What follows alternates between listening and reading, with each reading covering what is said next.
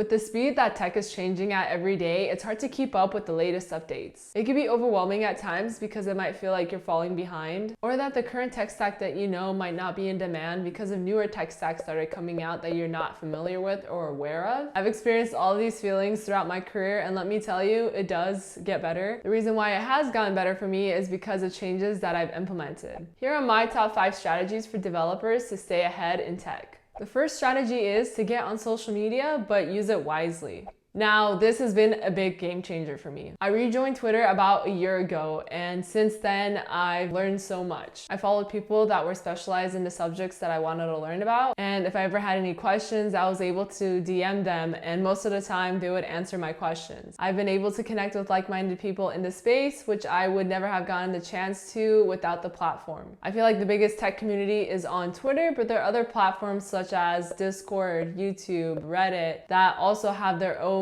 communities. Like I mentioned before, the biggest benefit of joining these social media platforms is the community. Making sure that you join a good community that will help you grow as a developer, as well as answer any questions that you have, or you can struggle together with the problems that you're trying to solve. Not only that, but people are typically very opinionated on these platforms. So you get to see a wide variety of different perspectives and people's experiences with different technologies that they've used. The second strategy is to join a newsletter.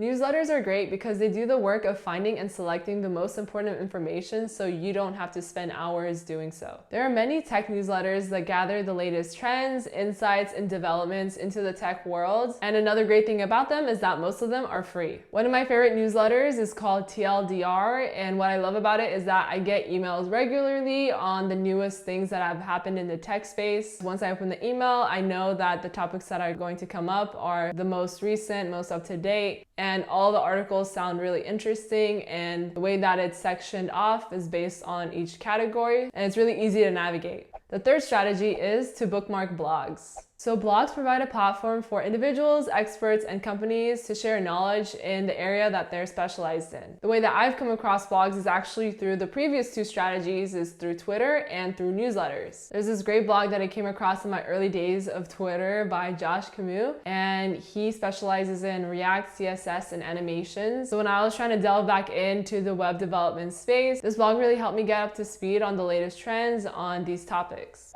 The fourth strategy is to listen to podcasts. Podcasts are awesome because you can listen to them while you're multitasking. They also feature interviews with industry experts and experienced professionals. And by listening to these conversations, you gain access to their firsthand experiences, valuable advice, and unique perspectives. A few of my favorite podcasts are the Indie Hackers podcast, the Lex Friedman podcast, Compressed FM podcast, the Commit Your Code podcast, as well as the Latent Space podcast. And the fifth strategy is reading news websites. Websites like TechCrunch or the Hacker News serve as centralized hubs of information. They provide in-depth articles as well as tutorials on specific topics. And yeah, you should definitely check them out. So yeah, that's it for my top 5 strategies. There are a few that I have left out and want to include as honorable mentions, and they are conferences and hackathons. Now, the reason why I left them out is because they might not be as accessible to people, as well as the frequency that they occur at might vary. But they're great spaces if you want to surround yourself by people, and especially the in-person aspect of it. You're able to network and just directly work with people that have experience in the technologies that you might want to work with. And yeah, that's it for this video. I created a Google Sheets of all the resources that I didn't mention, so feel free to check it out in the description below. And if you have any recommendations or any people that you think that I might have missed, feel free to email me. And thank you for watching. Until next time.